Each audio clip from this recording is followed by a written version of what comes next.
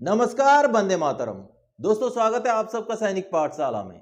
आप सबको और आपके पूरे परिवार को नववर्ष 2023 की ढेर सारी शुभकामनाएं। दोस्तों, आज के इस वीडियो में ईसीएचएस से जुड़ा हुआ कुछ ऐसा बड़ा जानकारी लेके आया हूं जो कि गवर्नमेंट की तरफ से, आर्मी हेडक्वार्टर की तरफ से मुझे दिया गया है। मैंने ईसीएचएस से जुड़े हुए कुछ सवाल सीपी ग्राम्स के थ्रू से उठाए थे, जो कि आपके सवाल थे।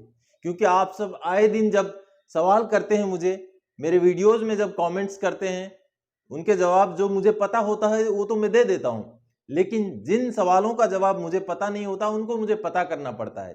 और पता करने के जो मेरे सोर्सेस होते हैं वो यही होते हैं, आरटीआई होते हैं, सीपी ग्राम्स के ग्रीवेंस होते हैं, या तो फिर कोई रिकॉर्ड्स में कोई साथ वाला है, या तो फिर कहीं मेरे पास कोई रूलिंग वगैरह, इंटरनेट वगैरह, कहीं गवर्नमेंट के वेबसाइट से रूलिंग मिल जाए, उनके तहत मैं आप सबको जो है जानकारियां देता हूं।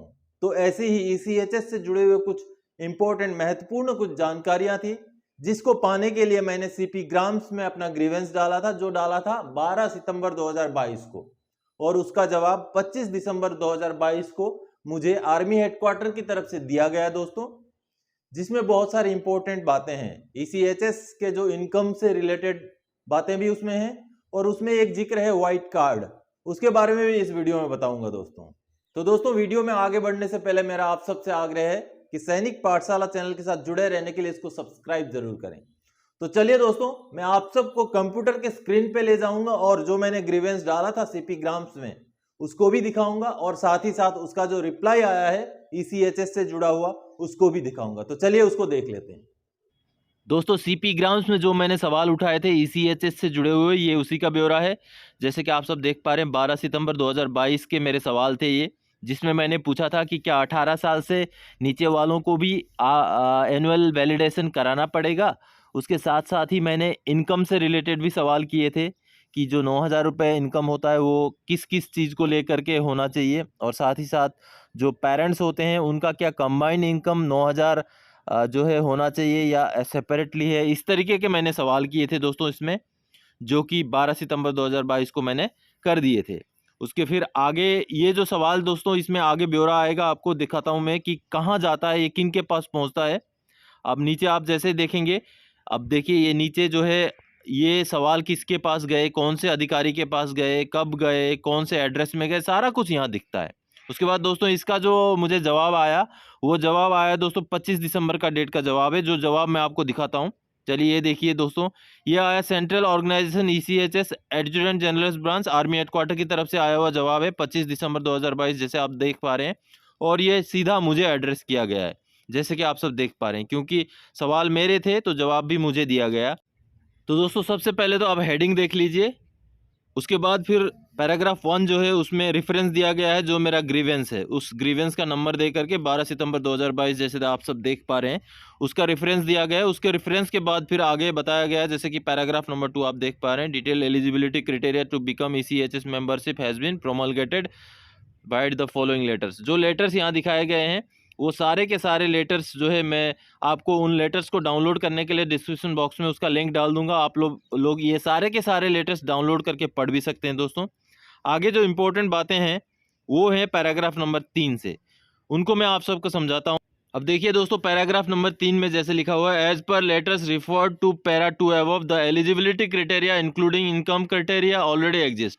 Now the automation of the entire process has been undertaken to facilitate a large number of ECHS beneficiaries. यानी कि जो सिस्टम अभी जो किया जा रहा है वो ऑलरेडी था, लेकिन वो ऑटोमेशन नहीं था, अभी जो है उसको ऑटोमेशन किया गया है, यानी कि उन चीज़ों को अभी डिजिटलाइज किया गया है। ऑटोमेशन के तहत उनको जो है ऑनलाइन सिस्टम में लाया गया है। इस वजह से ये जो चीज़ें बताई जा रही हैं ये सारी नई नहीं है, जो इनकम वगैरह के बारे में। Paragraph number 4, in view of the above, all the dependents ECHS beneficiaries excluding spouse above 18 years of age including white card holders have to meet the income criteria of INR 9,000 excluding DA per month। यानी कि इस वजह से ECHS के जितने भी beneficiaries हैं उनको 9,000 रुपये पर मंथ का जो है जो इनकम का क्राइटेरिया मैच करना पड़ेगा। उसमें DA एक्सक्लूडेड रहेगा, यानी कि DA आपका जो है उसमें लागू, DA जो है ऐड नहीं रहेगा, और आपकी वाइफ को छोड़ करके बाकी सबको ये नियम जो है लागू रहेगा दोस्तों। अब अगला जो लाइन है दोस्तों बड़ा इंपॉर्टेंट है। The income criteria laid down by the government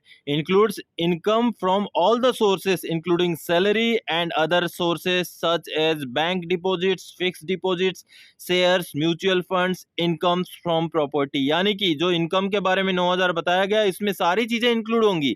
आपका अगर बैंक डिपॉजिट से इनकम हो रहा है, फिक्स्ड डिपॉजिट से इनकम हो रहा है, शेयर से आपने शेयर खरीद रखा है वहां से इनकम हो रहा है, या म्यूचुअल फंड से इनकम हो रहा है, या तो इनकम फ्रॉम प्रॉपर्टी यानी कि आपका कोई प्रॉपर्टी है जहां से इनकम हो रहा है, चाहे आपका किराया आ रहा हो, चाहे आपका कोई आपने जमीन वगैरह खरीद करके बेचा, उसमें जो आपको लाभ मिला हो, ये सारे इनकम के जो है सोर्सेस उसमें इंक्लूड रहेंगे। उनको मिला करके आपका 9000 से नीचे होना है, तभी आप बेनिफिशियरी रहेंगे ईसीएचएस के। आगे दोस्तों, this is for your information please. जैसे कि आप सब देख पा रहे हैं, ये बिल्कुल ऑथराइज लेटर है, जैसे कि lieutenant colonel joint director CNL for MD ECHS की तरफ से ये सैनिक पाठशाला यानी कि मुझे जो है एड्रेस किया गया था दोस्तों। तो दोस्तों, अभी जैसे आप सब ने देखा कि ईसीएचएस से जुड़े हुए जो जानकारियां जो सीपी ग्राम्स के तहत मैंने प्राप्त की है आर्मी हेडक्वार्टर से, वो कहीं ना कहीं आप सब से जुड़े हुए जानकारियां थी, उनके बारे में आप सबको भी जानकारी रखना जरूरी है। और अभी चूंकि डिजिटलाइज्ड जमाना है, ऑटोमेशन का जोर है, तो आप सबको भी ऑनलाइन आरटीआई कैसे फाइल करना है, सीपी ग्राम्स में रजिस्ट्रेशन कैसे करना है, सीपी ग्राम्स में आपका ग्रीवेंस कैसे डालना है, ये सारी चीजें आनी बहुत जरूरी है।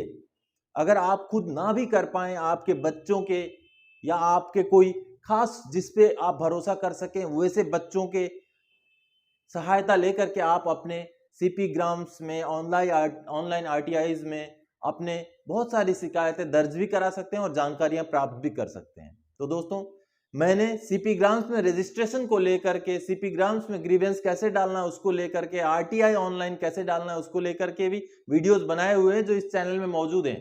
उन सारे वीडियोस का लिंक मैं इस वीडियो के डिस्क्रिप्शन बॉक्स में भी डाल दूंगा। आप उन वीडियोस को देख करके ये सीख सकते हैं कि सीपी ग्राम्स का इस्तेमाल कैसे करना है, ऑनलाइन आरटीआई का इस्तेमाल कैसे करना है।